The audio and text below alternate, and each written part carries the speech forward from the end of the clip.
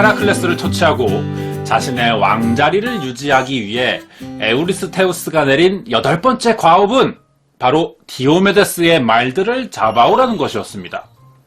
디오메데스 누구인가 알아보자면 아버지인 전쟁의 신 아레스의 피를 이어받은 반인반신입니다. 트로이 전쟁에도 참전했었고요. 아킬레우스의 맘먹는 활약을 했었죠.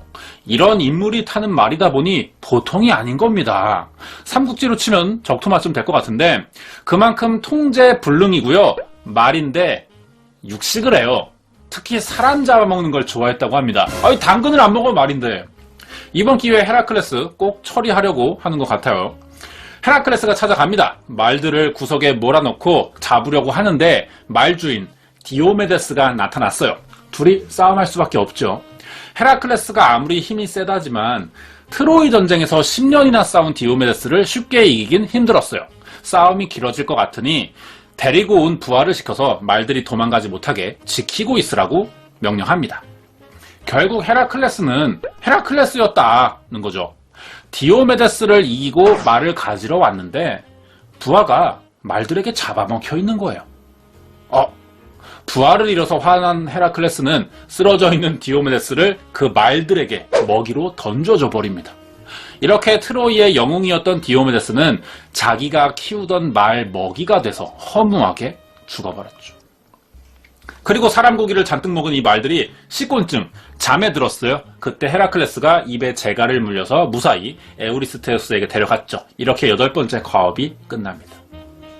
에우리스테우스가 참 이상한 사람인 것 같아요. 헤라클레스에게 그동안 각종 짐승이나 괴물을 처치하라는 명령을 했었죠. 여기에 좀 실증이 났나 봐요. 이번에는 여자들만 모여 사는 부족 아마조네스의 여왕인 히폴리테의 속옷을 가져오라는 상망측한 과제까지 내버립니다. 이번에 헤라클레스는 이전까지와는 다르게 동료들을 모아서 가는데요. 왜냐면 이 아마조네스 여자들이 이뻤거든요. 그래서 소문을 듣고 얼굴 한번 보고 싶어서 헤라클레스에게 같이 가자고 찾아온 겁니다. 아마조네스는 남자들을 배척하는 부족이에요. 여자들로만 구성되어 있죠. 하지만 자기보다 강한 남자는 또 좋아합니다. 자, 헤라클레스 일행은 모두 강해 보여요. 근육 막 터질 것 같고 막 멋있어. 상남자. 자, 그래서 아마조네스가 환영해줬죠. 저녁 술자리에서 또 이들이 미팅도 해요. 이렇게 히폴리테와 헤라클레스가 연인이 돼버립니다. 그리고 사랑의 징표로 자신의 속옷을 헤라클레스에게 주려고 해요. 이때 헤라가 등장하죠. 헤라클레스가 사실은 아마조네스들을 처치하기 위해 온 것이라는 거짓 소문을 퍼뜨리는 바람에 이들이 전투를 벌이게 돼요. 결국 헤라클레스는 히폴리테를 처치하고 그 속옷을 뺏어서 무사히 과업을 완수하게 됐죠. 10번째 임무인데요. 에리테이아라는 섬이 있습니다. 여기를 다스리는 왕은 게리온이라고 하는데 이 사람의 소를 잡아오라는 것이었어요. 섬의 주인인 게리온은요. 어이구나. 머리가 셋 달린 거인이었고요. 소들을 지키는 개 오르토루스라고 하는데 이 개도 주인을 닮았는지 머리가 둘이나 달린 괴물이에요. 하지만 신들과 싸워도 이기는 헤라클레스에게 제압당할 수밖에 없죠. 사실 싸워서 이기는 것보다 혼자서 그 많은 소떼들을 끌고 돌아가는 게 더 문제였습니다. 어떻게 소를 꾸역꾸역 이렇게 몰아서 가던 도중에 피곤하니까 잠깐 이제 길에 누워서 쉬고 있는데 잠이 들었어요. 그 사이에 헤파이스토스의 아들인 카쿠스가 나타나서 이 소를 훔쳐갑니다. 헤파이스토스는 헤라의 아들이죠. 그리고 아마도 손자를 시켜서 방해를 하고 있는 것 같아요. 헤라클레스는 소의 발자국을 쫓아서 카쿠스가 숨어있는 동굴을 찾아냅니다. 카쿠스는 동굴 입구를 막아보려고 했어요. 하지만 헤라클레스가 동굴을 통째로 갈라버리고 소를 되찾습니다. 겨우 소떼를 다시 몰고 돌아가려고 하는데 이번엔 헤라가 벌떼를 막 보내요. 막 벌떼를 보내가지고 소들을 쫓아버렸고 하는 수 없이 몇 달간 흩어진 소떼를 다시 모읍니다. 그러자 이번엔 헤라가 강물을 막 불려가지고 건너지 못하게 해요, 다리들을. 그래서 헤라클레스는 다시 바위를 쌓아서 강물을 막고 건너게 됩니다. 이런 과정으로 헤라클레스가 힘들게 소떼들을 데리고 미케네에 돌아왔는데 와 진짜 억울하게 에우리스테우스는요 이 소를 헤라에게 바쳐요. 뭐 너 한번 된통 당해봐라 뭐 이런 건지 헤라에게 바치면서 이번 임무가 끝나게 됩니다. 힘들게 임무를 완수한 헤라클레스를 더 지치게 만들고 싶었는지 이 에우리스테우스가 이번엔 어딘지도 모르는 헤스페리데스 동산에 황금 사과를 가져오라고 해요. 지도상은 이 위치인데 헤라클레스는 여기가 어딘지 몰랐어요. 헤라가 제우스와 결혼할 때 대지의 신인 가이아에게 선물로 받은 나무를 심은 곳입니다. 헤라클레스가 이 동산의 위치를 몰라서 헤매고 있는데 이복 누나인 아테나가 다시 나타나서 바다의 노인 넬레우스를 찾아가 보라고 가르쳐 줬어요. 하지만 바다의 노인이라는 넬레우스는 포세이돈이 싫어하는 헤라클레스를 도와주고 싶지 않았죠. 그래서 도망가려고 했지만 결국 붙잡혀요. 그래서 헤스페리데스 동산의 위치를 말해줬고 여행 도중에 만날 프로메테우스를 구해주라는 조언도 합니다. 넬레우스의 말대로 프로메테우스가 묶여있는 산에 도착했어요. 제우스에게 영원히 속박된 채 독수리가 간을 쪼아먹는 형벌을 받고 있었는데 헤라클레스가 활을 쏴 독수리를 죽였고 속박도 풀어줍니다. 그러자 프로메테우스는 보답으로 아틀라스라는 신을 이용해서 황금 사과를 가져오는 방법을 알려주죠. 자, 프로메테우스를 구출해준 뒤 이제 아틀라스 만나러 가야 돼요. 가는 길에 너무 더웠어요. 그래서 해를 바라보더니 다짜고짜 활을 쏴대기 시작합니다. 그러자 태양을 관리하던 헬리오스 신이 헤라클레스가 해를 없애버릴까봐 무서워서 황금 술잔을 선물로 줍니다. 헤라클레스가 이 술잔을 타고 하루 만에 목적지로 이동할 수 있었죠. 자, 조언대로 과업을 대신해줄 아틀라스를 찾아갑니다. 마침 아틀라스는 이 주변에서 제우스에게 하늘을 떠받치는 벌을 받던 중이었어요. 헤라클레스는 아틀라스 대신 하늘을 자기가 잠깐 들고 있을 테니 대신 사과 좀 가져와 달라고 부탁합니다. 아틀라스는 이 틈에 잠깐이라도 팔 좀 내려놓을 수 있겠다라는 생각에 얼른 사과를 가지러 가는데요. 무사히 땄어요. 그리고 다시 돌아가던 중에 생각해보니까 이제 다시 자기가 또 벌을 받아야 되는 거예요. 그래서 생각이 바뀝니다. 헤라클레스와 교대해주지 않기로 해요. 이것을 눈치챈 헤라클레스는 프로메테우스가 알려준 대로 저기 아틀라스 형 잠깐만 나 저 어깨가 너무 결려. 그래서 잠깐만 들고 있으면 저기 파스 좀 붙이고 다시 올 테니까 교대 조금만 해주세요. 내가 들게요 라고 설득합니다. 자, 아틀라스는 머리가 나빠요. 이런 단순한 거짓말에 속아서 다시 하늘을 이고 지니게 됩니다. 이렇게 헤라클레스는 다시 황금 사과를 들고 무사히 돌아갈 수 있었죠. 헤라클레스가 11번째 과제까지 무사히 마치자 에우리스테우스는 이제 땅 위에서 하는 임무로는 안 되겠다고 생각했는지 아예 하데스가 있는 저승으로 내려가서 지옥의 수문장인 케르베로스를 잡아오라고 합니다. 헤라클레스가 여기서 인맥을 이용해요. 하데스의 부인인 페르세포네가 제우스의 딸이기도 하거든요. 그럼 이복 누나쯤 되는 사이인데 이 관계를 이용해서 페르세포네에게 케르베로스 좀 빌려달라고 부탁합니다. 그럼 페르세포네는 당연히 남편인 하데스에게 말을 전달하는 식으로 예상치 못한 인맥을 이용해서 무사히 케르베로스를 데리고 왔어요. 굉장히 쉽게 해결하죠. 케르베로스를 본 에우리스테우스는 무서운 마음에 다시 그 청동 항아리에 몸을 숨겨서 얼른 무서워 데려다 다시 갖다 놔 막 이러면서 이제는 헤라클레스에게 모든 과업을 완수했다고 선언을 했죠. 헤라클레스는 12번의 모험을 겪는 동안 많은 생명을 빼앗았어요. 그게 사실이에요.